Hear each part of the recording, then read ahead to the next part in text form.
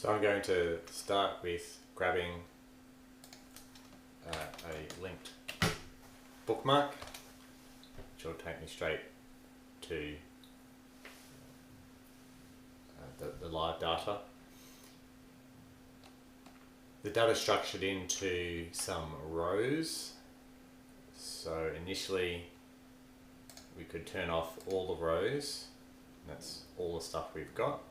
So looking from the top, we've got some information about the circuits with the breakers and what's connected to it. Importantly, in some cases, there's a few other things connected to those loads. Power now is just what's happening right now within the last minute.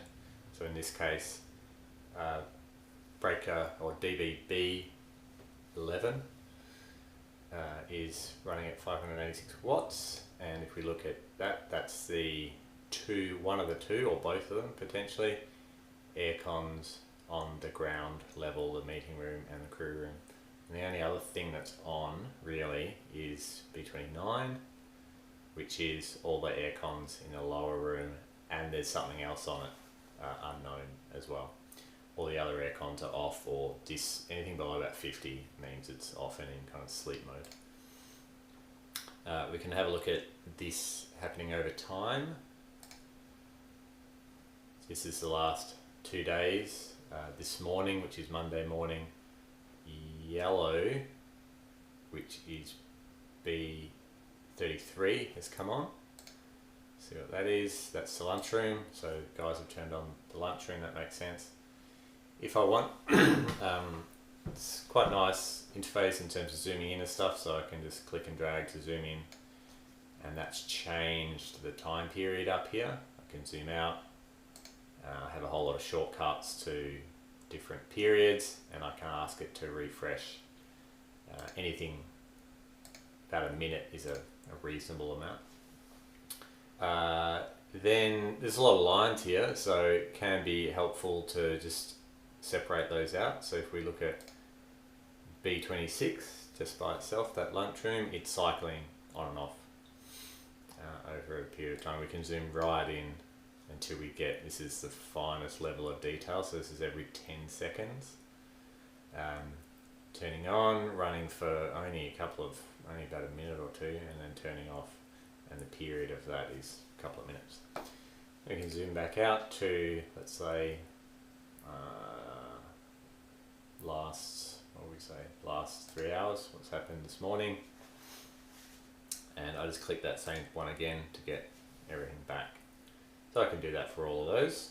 That's power, hence the unit is watts. And as typical of air conditioners, we can see the cycling.